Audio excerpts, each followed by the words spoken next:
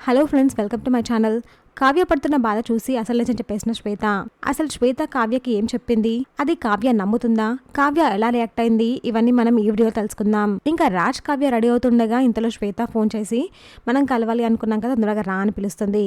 దీంతో తొందరగా రాజ్ అక్కడికి వెళ్తాడు.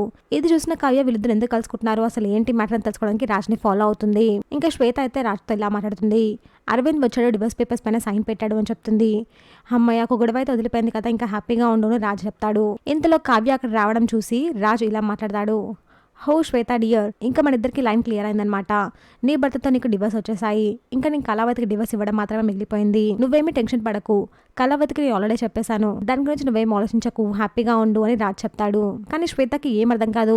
ఏమైంది రాజ్, ఎందుకు ఇలా మాట్లాడుతున్నామని అడిగితే కావ్య వచ్చింది, అటు చూడు కావ్య వచ్చింది అని మెల్లగా సైగ చేసి చెప్తాడు. అది చూసిన శ్వేత అసలు ఏం మాట్లాడకుండా అలాగే ఉంటుంది. ఇదంతా వింటున్న కావ్య షాక్ అయి అలాగే చూస్తుంది. రాజ్ కావ్య చాలా మంచి అమ్మాయి, తనని వదిలిపెట్టకు అని శ్వేత రాజ్కి చెప్తుంది.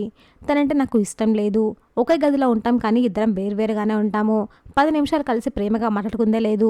కనీసం విడాకులు ఇస్తే తన లైఫ్ తను బ్రతుకుతుంది, అందుకే డివోర్స్ ఇస్తున్నాను అని రాజ్ చెప్తాడు. ఇంకా రాజ్ ఎలాగో చెప్పేలా లేడు అని కావ్యకి తానే చెప్పాలి అనుకుంటుంది శ్వేత. ఇంకా కావ్యకి ఫోన్ చేసి శ్వేత ఇలా మాట్లాడుతుంది.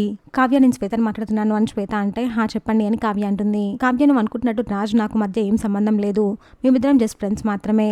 నా భర్తతో నాకు డివోర్స్ కావాలి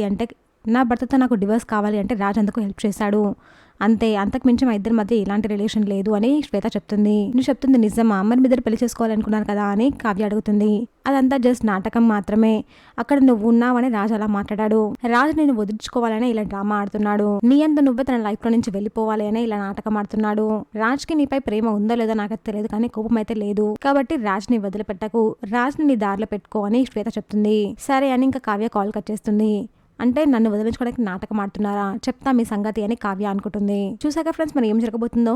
ఇలాంటి జెన్యూన్ నెగటివ్ అప్డేట్స్ కోసం మా వీడియోకి లైక్ చేసి ఛానల్ని సబ్స్క్రైబ్ చేసుకోండి.